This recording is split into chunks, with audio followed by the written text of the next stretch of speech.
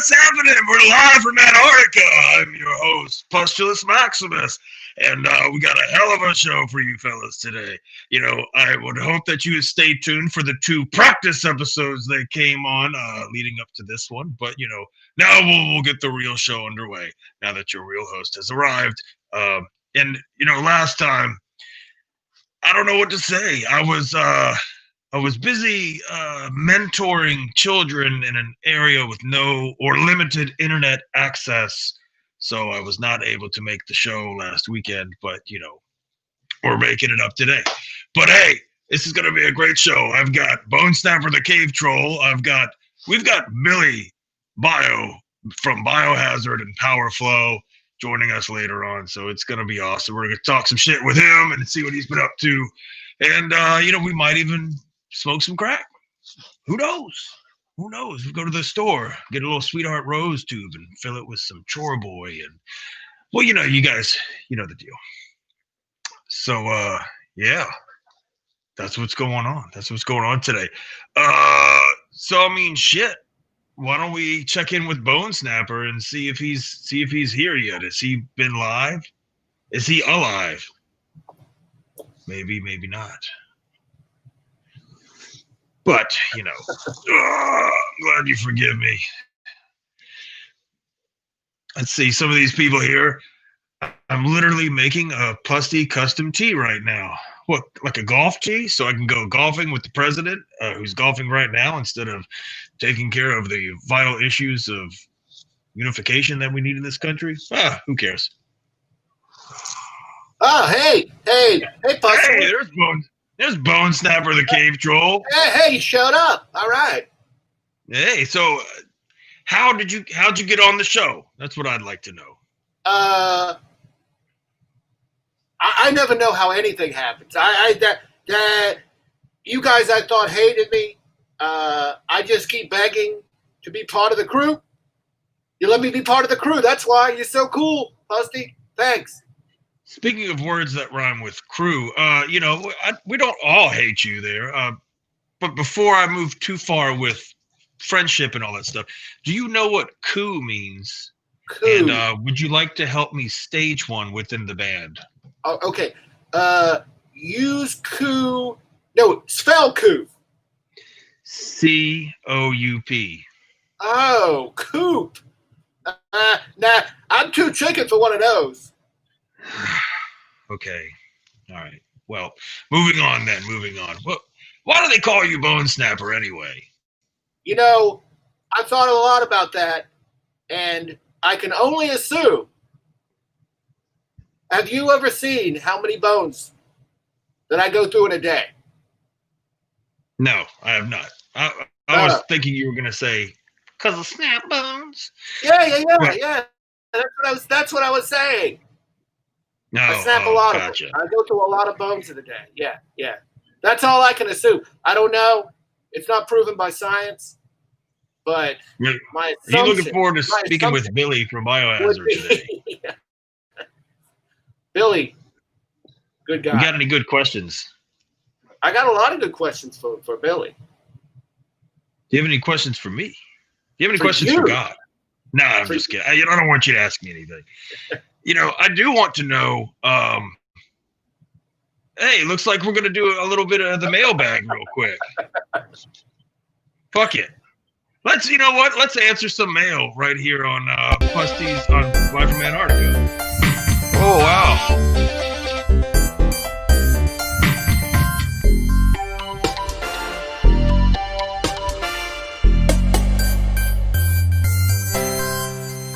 And maybe I'll answer them. All right, so let's see what we got in the mail department here. We got a little small sack. Get the fuck out of here. I don't know when he became a postal delivery service, but you know, I thought all these questions were supposed to be emailed in.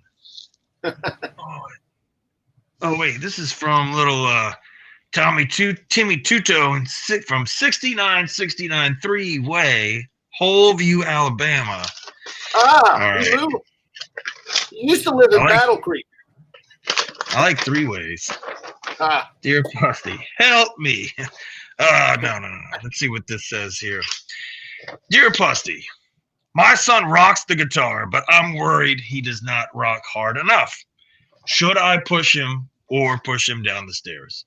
Now, that's actually an interesting question because, what do you do when your child presents himself as a failure to you? You don't want that to speak against your parenting skills. So I would say you should push him down the stairs. But do you have a yard? Because if you have a yard, then you need somebody to cut the yard. And if you cripple the child, you will not have anyone to cut your grass for you. And that, my friend, is one of the joys of parenting. That's why you keep at least one or two of them around to take care of all the household chores, like taking out the shit bucket at night. And yeah. Bonesnapper, why don't you read a question from the active chat? If there are any. Let me look at our live public Junkies for Life, Roar of Guar. Push him down the stairs. Come on, people, with these questions. I got nothing right here. They better odorous in place of general. Okay, come on, people. Guar versus Godzilla. I wanna see that. I miss Odorous. He sucked. We got no questions, people. Ask a question. Slap him around. That's all right. That's all right. Slimy we don't need these questions anyway. Okay, here we go. We got some good questions now. I saw Guar in 1996 in Denver with DRA and the Meatmen. That's not a question. Why does poop smell like farts? From Nick M. Because the gas passes by the shit in your intestines. Oh my God, we got to move on. I thought, Bonesnapper, I thought you were a comedic genius. If I'm not mistaken, I got nothing to work with here. Give me something to work with. Hey, I thought Ghoul asked you to do a comedy tour with them a couple of years ago. Oh, I had no material prepared. Not like tonight. I've got some great singers. I thought you were good at situational comedy. So there's this thing in the harbor in Manhattan, and it's I don't know what to call it. It's a figure on a pedestal, and I don't know what they want to do with it. Statues? Is that a law or a figure? I don't know. What kind of statute? They're tearing down statutes all over Richmond, and I was hoping that they would tear down the statute of limitations on the old surprise sex, because you don't want that coming back to bite you in the ass. The old, who doesn't like a little struggle snuggle every now and again? You know what I'm saying? Well, I'm with you 100%, buddy. But that one in New York, whatever it represents, we got to get rid of that one too. The statute of libertarians. I hate libertarians. Bring that one down. Don't forget the snuggles. Don't forget the sheets. Okay. Well, I have forgotten both of them. Oh, jeez. All right. Well, I'm sure our audience should be familiar with Billy from Biohazard, BillyBio, Billy Graziati. I'm not even sure I'm saying that right. I'm from space, so give me a break. But, let's roll a little video intro so they get the people's familiar with some shit here. Let's go. What makes that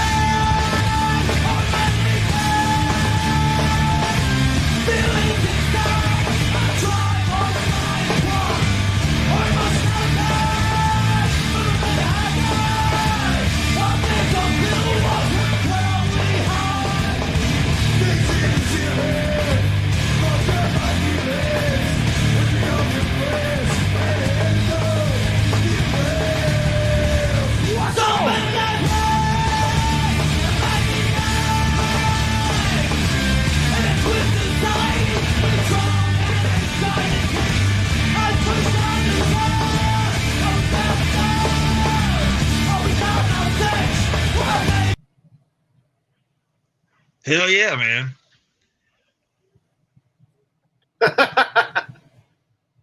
No audio. Oh, there you go. Thank you for having me. Yeah, man. Thank you for being here. So how are you today? Where are you broadcasting from? I'm in Los Angeles. Los Angeles, man. Why did you decide to leave New York? I married a Brazilian, and she got sick of the cold weather. So I said, let's go to Richmond, Virginia. And then she said, no, we'll go to Los Angeles. So we came to Los Angeles. So, Bill, I got a question about your roots in Brooklyn. Go ahead. They've done all this gentrification and cleaned up the streets. It's all squeaky clean now in Brooklyn. When you're in Brooklyn, do you still wash your back?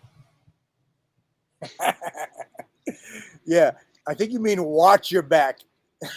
I thought it was about cleaning up. I fucking love you guys, man. Yeah, it's not about hygiene. It was. Okay, sorry. It should have been. It should have been. When we were there, it was fucking dirty as hell, and now it's clean. It's like Disneyland. I like a very strange experience there. New York was a better place when there was a risk of getting mugged. It was real. And I love New York. I'll always love New York. But the old New York, you guys know. I mean, maybe you don't know. But it was great. A lot of history, a lot of great bands, a lot of culture, a lot of great music. And that came from the dirt and the grime of what made New York, New York. The minute you didn't have to worry about looking over your shoulder, they should have changed the name to Disney York. That's what I think. Yeah. New York has a lot of hardcore history. I mean, of course, obviously you guys came out of there, and I was watching some videos of you today talking about a show, seeing Carnivore, and I can't remember the other band, but I mean that definitely stuck out to me as like an interesting show. Was it Agnostic Front or was it I remember there was one specific show we talk about a lot. It was Cro-Mags and Carnivore. That's it. And the Cro-Mags, they played at Lemoore in Brooklyn, which is a club we came out of. And Lemoore, it was like one side of the dressing room was Cro-Mags, and everything was like vegetarian, and the other side was Carnivore, which you could imagine was loaded with meat. And rest in peace, Mr. Pete Steele. But that was a crazy show. We were little kids. Two of the guys in the band were roadies for Carnivore, and I was a huge Cro-Mags fan. So that was a crazy, wild time back then. Yeah, I think a lot of people didn't realize that, a lot of those guys in Typo had hardcore backgrounds and shit. So, but anyway, Pete Steele, just to give you some knowledge on that, he came up with the name for Biohazard. We were no shit. We weren't sure what we were going to call ourselves yet, and he said, I remember he said to Evan and I, he was like, you guys should call yourself this, and he opened up a magazine, and the magazine had a Biohazard logo on it. And he was kind of before Prince. He was like, don't use the name though. Just go by the logo. And his voice, I can't even make my voice that low. But I thought it was fucking genius. I'm like, wow, that's great. And my old man at the time, when I was a kid, was a scientist. And I used to have me clean test tubes in his laboratory in the summers. And so the name stuck in my head when Pete showed me the symbol. I'm like, that's the logo. It scared the shit out of me as a little fucking kid with my old man. And I was like, that's it. We got to name the band Biohazard. So that's awesome. Own history. That's a really cool. Pete that's Steele, a really cool story. All right. Sorry, guys. I got a lot of history about Pete Steele. Pete Steele also wrote Cause for Alarm by Agnostic Front. I think you guys probably know that. But, yeah. That's awesome. Great record. Yeah. Well, shit, man. Most of us older cats definitely remember you from, the early Biohazard days. But, I've seen in the last like 20, 30 years, you've been very, very busy musically, from everything from like Powerflo to Suicide City, even doing your own solo thing. So, I mean, what is the main thing you're working on right now? Bro, it's funny. Yeah. And I got to say, I had a band with, Jennifer from Kitty and some friends from Florida, Carl and AJ and Danny. And you guys took us out with Suicide City, and it was a band that we had for like 4 or 5 years that was fucking awesome. That tour was killer. But what I realized is kind of like I love being in a band. You know what it's like. It's that tension that like somebody comes up with a riff and somebody else adds to it, and then it pisses you off because you changed your fucking riff. But that tension makes it even better. I like that. But I realized over the years that I just write music, and I love punk rock, I love fucking hardcore, I love metal, and I love so many different types of music. But my heart and soul is in to everything from hardcore to punk rock. And so what I've become, I own my own recording studios. As you guys, do your own stuff on your own. It's I write, and I constantly write, and whatever I'm doing at the time, whether it's a solo band, BillyBio, or Powerflo, which is one of the guys from Christian from Fear Factory, Sendall from Cypress Hill. That band's called Powerflo. So those are the two bands that I do now, and those keep my main interest and my main focus. Hell yeah! Well, let's roll a clip from Powerflo real fast and get some people familiar with that if they haven't seen it yet. There we are, downtown LA.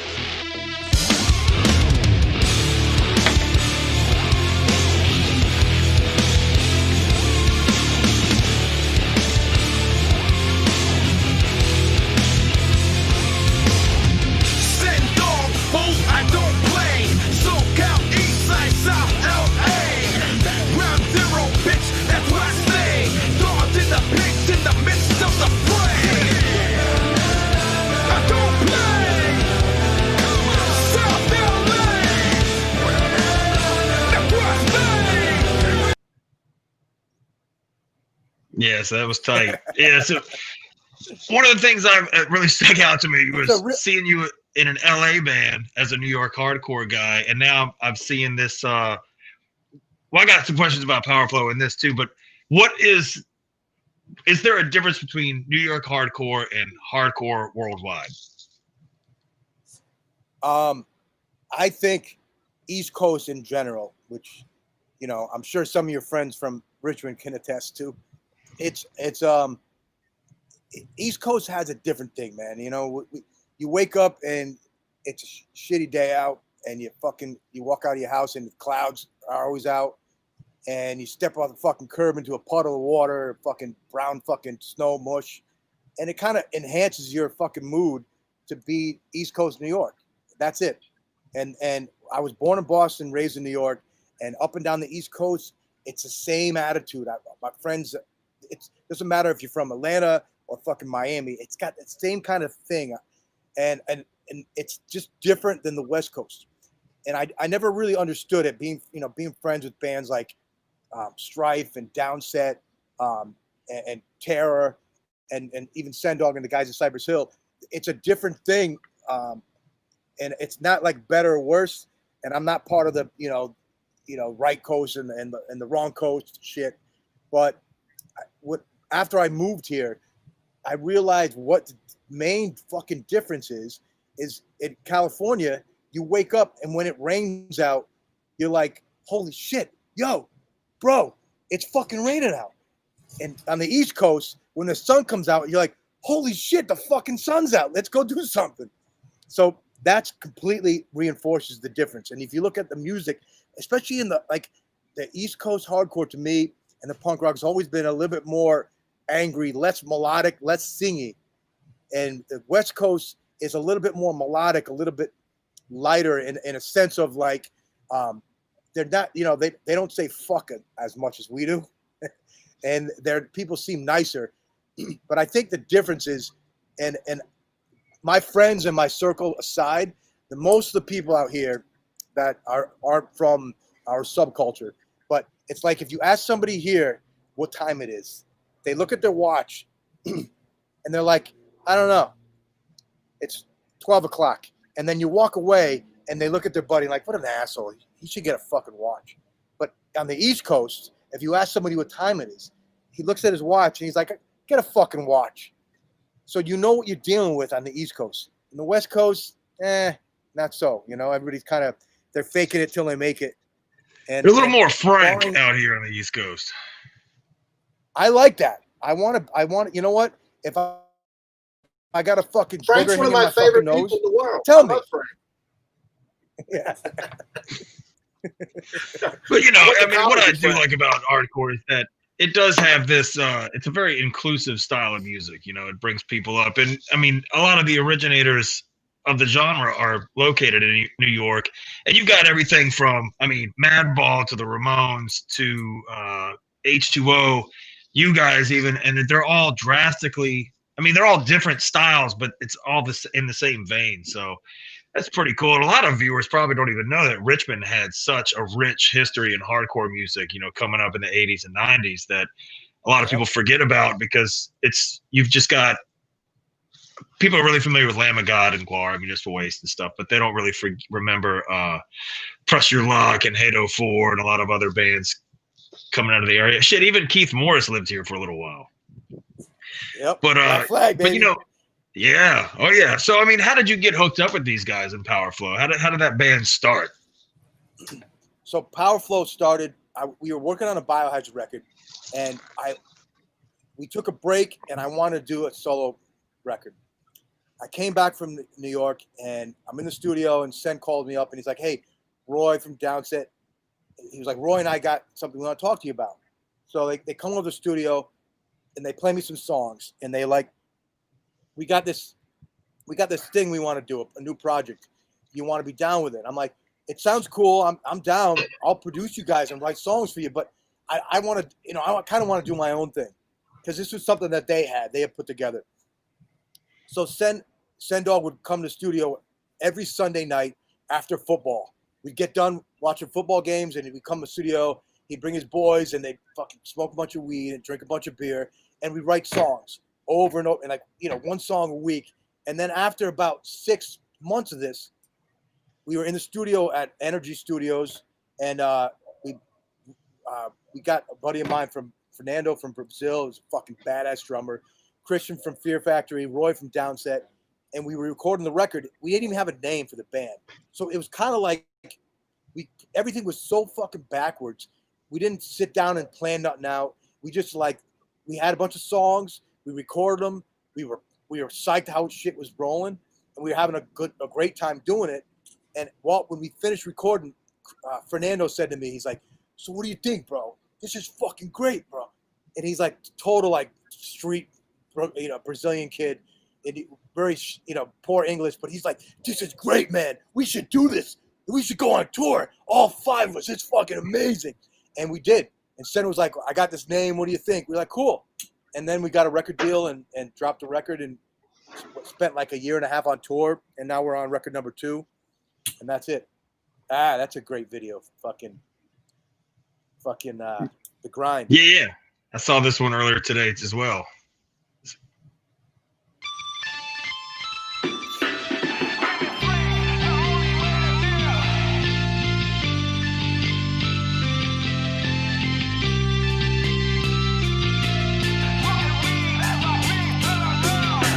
Living free, the only way to live. Smoking weed as I please till I'm numb. There's a monster that lives inside of me. It only likes to grind and make great. Some call it the green like a disease. But the end's not justifying to me. Yeah. So yeah, that what I liked about that video is back to what I was saying earlier about hardcore being inclusive, because that's what it seemed like the theme was these giving these kids a place to go to the Powerflo concert, you know, get away from your enemies and people putting you down in life. Yeah. Parents. The underlying theme to everything we do. Yeah. We all need to feel like we belong somewhere, you know? I remember it, and I'm sure everybody can relate to this. It wasn't until I went to CBGB's and sat in a room full of people that kind of liked the same things that I liked, kind of believed similar things that I believed. But it was then I realized I wasn't a misfit.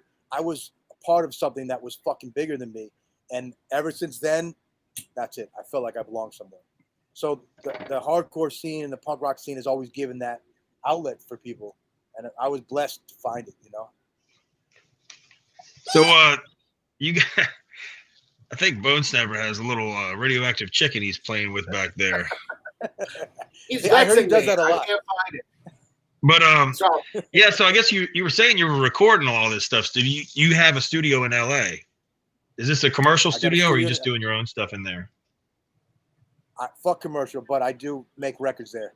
Yeah, it's called Firewater Studios. It's a pretty badass place. I had a studio in Brooklyn underneath the Brooklyn Bridge for years with my drummer Danny from Biohazard, and then came out here in 2008.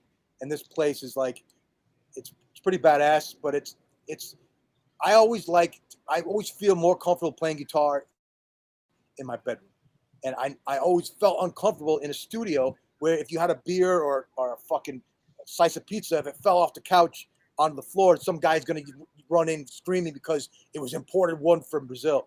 I don't like that vibe. You gotta feel like you're in your bedroom to create and feel comfortable creating.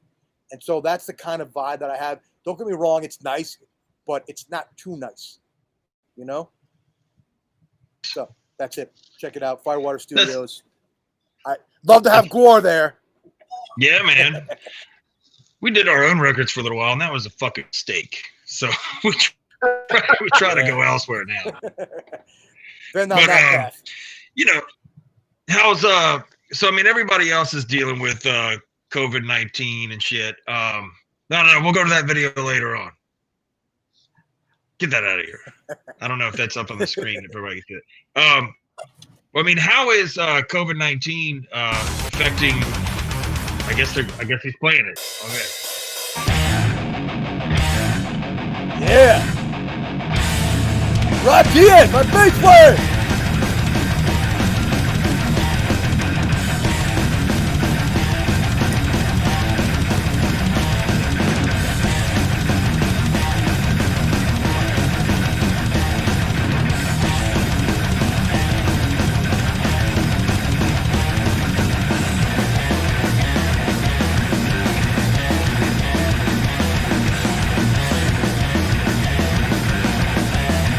So yeah, this is something that I had to do during the quarantine. Not being able to actually be with the band. Yeah. So is that like, have you guys been dealing with the same thing? Are you having troubles getting together?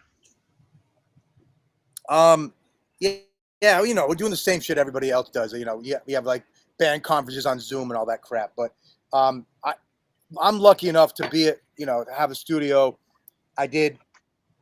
We were supposed to be on tour like everybody else from June through the summer. So that shit got through to the wind. But up until June, I was scheduled to be in the studio. So I have made 3 records. I got a new band we're dropping now.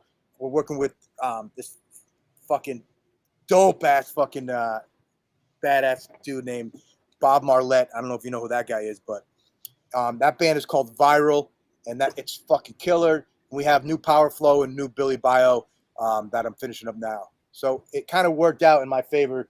Unfortunately, a lot of my friends, kind of got fucked with touring and shit like that. But I got to say, our boys in Lamb of God got a new killer record that's fucking awesome. And it was cool to see them release that and jam and put it together kind of like during this whole COVID shit. Yeah, it is cool that people are getting together and putting some stuff out. Because at the beginning of this thing, we heard that all of our press guys and booking agents are saying, well, look, everybody's going to have new albums in 3-4 months. And most of the people I've talked to have just been really bummed the fuck out. I mean, not just with the quarantine thing, but now, the whole country's in disarray with the protests and things that are going on all over the place, which kind of leads me to the video you had Enemy with your solo project. It's kind of surreal to see that was a year ago, but you're standing in the street shouting with a megaphone and you've got, some gas going on in there. So, I mean, how do you think that relates to what's going on today? Dude, I think we're all probably on the same, cut from the same cloth with that scene. And I'm always been, even if I don't agree with what you're fighting for, I will fucking fight and die for your right to be able to stand up for what you believe in. And to me, I have a new song on the BillyBio record called Generation Z. And when that record came out, a lot of people were like, you really like what these young kids are doing? And I got a little girl who's part of that generation. And she said to me the other day, we were talking about the BLM movement and everything, and she's like, can you post this? Can you do that? I'm like, yeah, I did this, I did that, and I believe this is how I believe. And then she was like, you got to do more. And I looked at her and I said, you know what, Isabella? I said, I did more than fucking most fucking people in the fucking world right now. She goes, what do you mean? I said, I raised you. You don't have a racist bone in your fucking body. You stand up and you fight for what you believe in, and you stand up for people who can't fight for themselves. And that's what, in my opinion, I won. I did a fucking big thing to change the world. In a way, when I had her and we were pregnant, I was like, man, I don't know if it was September 2001. And I'm like, my wife's pregnant and we weren't even married then. I was like, I don't know if I want to bring a kid in this world. It's so fucked up. I can't even keep my own life together, let alone the world falling apart in front of our eyes with September 11th. But I did the right thing, and I made a small change that will have ripple effects. And I'm proud as fuck as this young girl. So that song is called Generation Z. It's about the younger generation and how they don't give a fuck. They don't like something and they'll tear the shit down. And that's how things change. And to me, I got a lot of friends. I got friends that are cops and I got friends that are drug dealers and gangbangers. But everybody, no matter who I talk to, everybody believes that what's great about this country is that it's our right and our freedom to be able to speak up and speak your mind. The minute you stop somebody from saying what they want to say is the minute that I don't want to be a part of this anymore. And that's when freedom is out the window. Freedom's not something that someone can give you. It's you're born with it. And the minute somebody says, I gave you this, that's the minute they're pretty much admitting that they can take it away. Sorry, getting a little political on you. No, man, that's cool, man. That's why we're here. We're here to talk shit. Tell me a little bit about this video here. Which one is this? Freedom's never free. That's it. There's a high fucking cost for freedom, and if you think about it, there's the obvious price, and then there's a not so obvious. You know what I mean? The situation we're in right now, and not to go all deep and everything, because people are way too sensitive. You should be able to talk about it. I had dinner with my old man earlier today, and he said to me, my father did not raise me racist. He raised me to live in a world that you have to respect other people, treat people with respect, you'll get respect. If you don't get respect, they don't get respect, and that's it. And I've always treated people that way, regardless of where they're from, what neighborhood they're from, what culture they believe, what religion they follow, or whatever. But you have to be able to have the conversation, and there's nothing wrong with saying, and I've talked to, Biohazard, we came up fucking fighting a lot of people at clubs and shows that kind of had beliefs that were against the most of us of the underground scene that we were part of and are part of. But people get way too upset if somebody has an opinion that differs from theirs. And I don't believe in, let's keep it light. Freedom's never free. There's a high price to pay. Opinion. Yeah, well, let's roll a little bit of that video here. Check it out.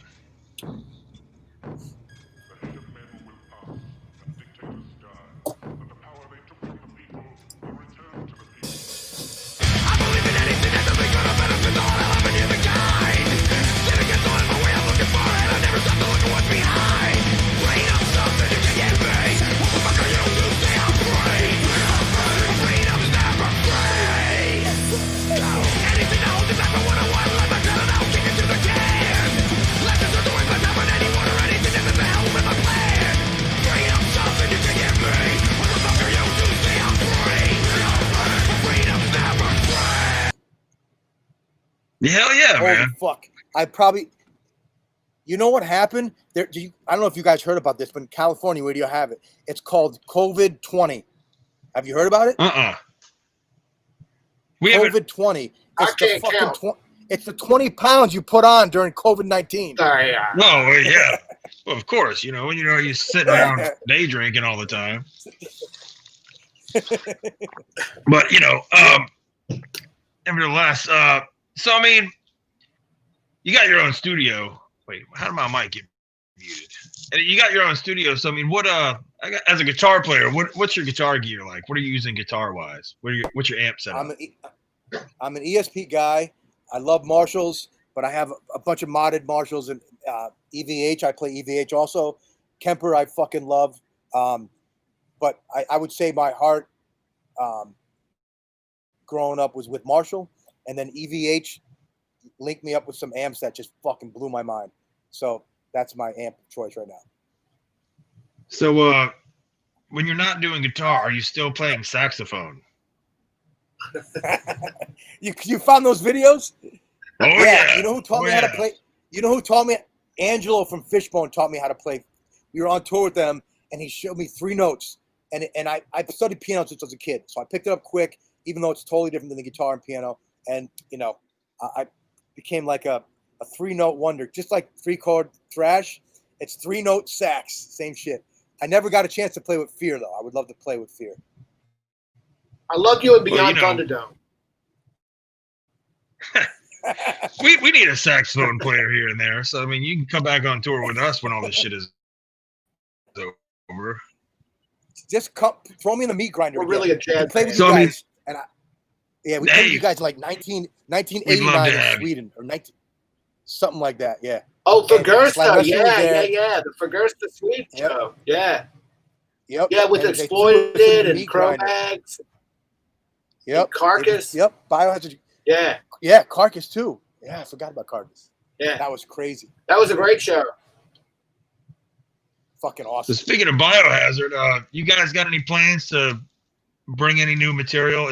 Are we gonna see a new Biohazard album anytime soon? And if so, is it gonna have the original lineup? I don't think it will have the original lineup. One of the Evan split the band. He quit while we were making our last record and hightailed it out of the studio, and we never heard from him again.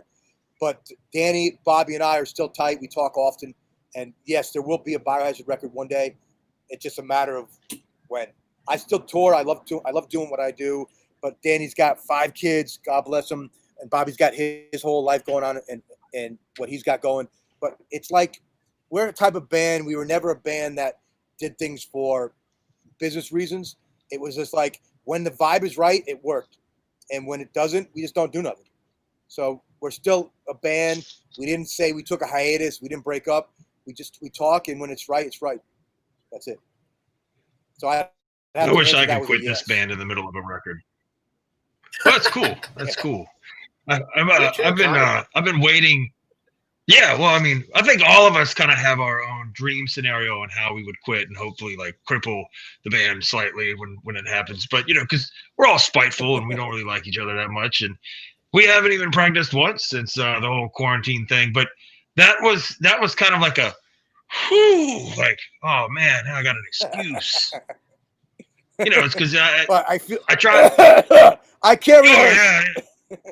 Well, I tried to use kids as an excuse to not tour, but the band figured out pretty quick that I didn't raise any of them, so I couldn't really use that as a crutch. And the cell phone service in Antarctica is terrible. Yeah.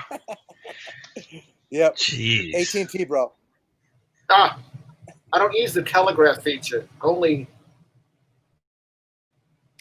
So I guess I'm kind of running out of questions, but we'll probably let you go in a little bit. But let me ask you this: do you have a favorite drug, and if so, why is it crack cocaine?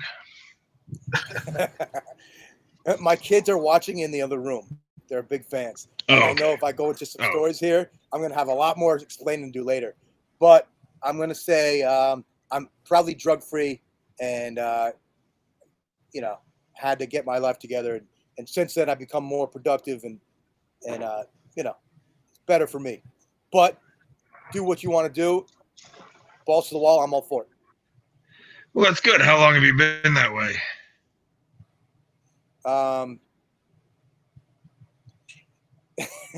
You've been drug-free the whole time? No, 6. It's the whole interview.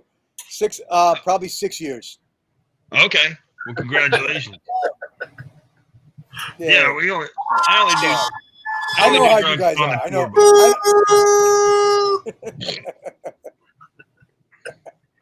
See, I just do whatever drugs kind of put me in the lead on the Deadpool. You know what I'm saying?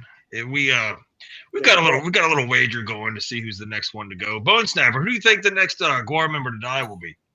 I know he's not an official member of Guar, but remember, Odorus's dad, Odorus. Oh, already dead. What? Already dead. Well, you checked. Checked some online internet site. He died. It's on the internet. Ah. I'm the healthiest one in the band. I'm not going nowhere. It's true. It's true. Well, then some It's on the internet. Yoko. It's true. Who's got the worst Yoko in this band? Whatever her name is. She's next. Hey, I got to show you this. I have a sock company, and it's called Crew Socks, and these are my Guar socks. I'm going to send them to you. They're fucking awesome.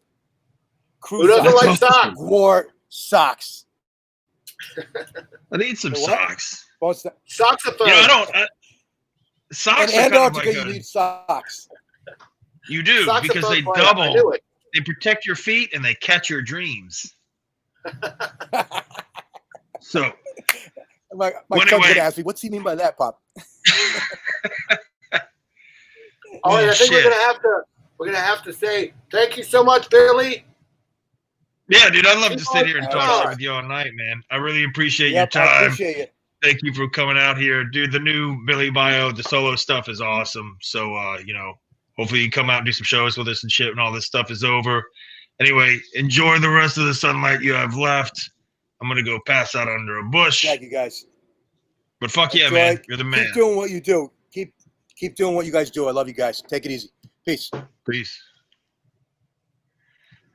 Well, that was very cool. It was very cool of him. So I got 2 wasted before this show, and now I'm feeling kind of tired. What do you think we got to pep us up? You need to pep yourself up with some Guar coffee, espresso What? destructo. Oh wow! Yeah, I got some right here. Oh, you got a back too. Yeah, it's delicious. Oh no! How does it taste? It's delicious. You're supposed to brew it first. With what? Brew it, What, a coffee brew? machine. A coffee machine. You uncultured turtle. Look, I'll have a little cup right on the air with everybody for the first time. Say Guar coffee. Your It's word hot. confused. It's hot. It's real warm. More than warm. That was great hot coffee. Guar. It's hot in the bag. Hot bag. These beans taste delicious. I don't think you need any of your fancy futuristic machines to use with this fine product. I think it tastes great as a bean.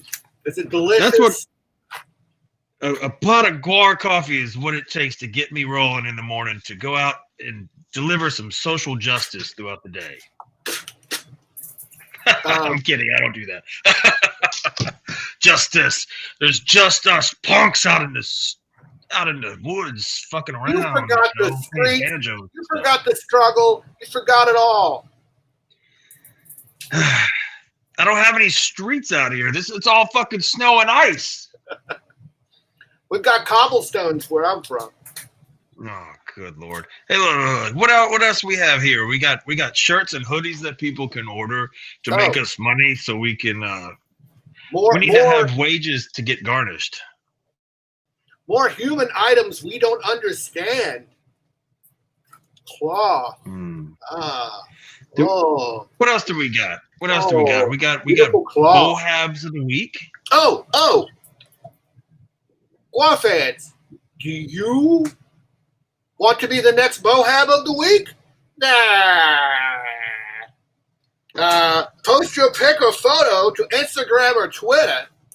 Oh, wait. Sawborg needs somebody to say, oh, fuck him. He's our arch enemy. Yeah, fuck you, Sawborg. You got something to say to us? You got something to say? Is he the Bohab of the week? Oh, so cool. Frozen Sawborg time. He's frozen in Antarctic ice. Oh yeah, because it's fucking cold out here, and if his little mini split outside got fucked up, it'll get cold with the quarks out there. Okay. If we he's have mini frozen splits? in Antarctic ice, then I will say I'm gonna that post your best photo or video to Instagram or Twitter, tag at Guar, and use hashtag Bohab for life. Oh, so we don't actually have a Bohab of the week yet, huh? Bohab Maybe for life. maybe we'll feature you next week. Maybe. Oh. If you suck the best. If you suck the best. Oh, hold on. He might be thawing out. Pathetic humans, you are watching live from Antarctica. I know. Your ear holes and eye sockets are bleeding profusely because of all the scumdog greatness. I know. But I am here to introduce the Bohabs of the week. In order not to end up on the piles of dead bodies that are left in the wake of a Guar show, these clever humans have made tributes to me. So let's introduce the first Bohab of the week. The first Bohab of the week is John Pope. He's made this cool little Sawborg mini. Check that out. He's also made all kinds of Guar characters. So if you're looking at his stuff, you'll probably find every Guar character you've never heard of. The next Bohab of the week is Cameron Curtis with her awesome Pez dispenser. Look at that thing. It even comes with crack. I mean, that's amazing to give Guar crack, right? You're really kissing up, Cameron. But keep it up. The last Bohab of the week is Soul Blair with his awesome 3D printed version of me. Check that out. Look at that thing. Look at all the detail. Oh my goodness. You couldn't tell. Is it me? Is that me? I don't know. Is that me? Holy moly. So there you have it, humans. If you want to be Bohab of the week, DM me here at my Instagram. You can send me photos, videos, cash, prizes, your firstborn. I'll take it all. And possibly you'll be featured in an upcoming episode. So let's get back to the awesome show. Wait, we're still watching live from Antarctica? Just stay tuned. I don't feel so good. Wait, why is Sawborg even on the show if he's the enemy, the bad guy? I don't understand nothing no more. The whole world's upside down. Aren't you supposed to protect us from people like that? I'm a bodyguard, but I never specified whose body. It certainly ain't my body. Hey yo! Wait, where'd my buddy go? Where'd my buddy go? I can't find him anymore. Oh, wait, hold on. You've been vexing me the whole show.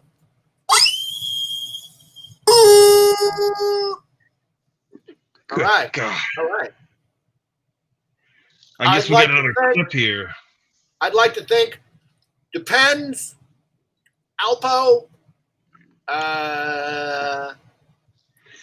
This show went downhill real fast. We were supposed to say the name. GrindcoreCoffeeCo.com. Oh, yeah. That's it. All right. 10 minutes ago, go to grindcorecoffeeco.com and get some coffee and shit. Fuck them, because I didn't even know you had to grind it or put water in it. There's no instructions on it. I just ate the beans. It was pretty good, though. Pretty good. I'll say it's pretty good. I mean, what do we got here? Water, beans. Just eat them. They're delicious.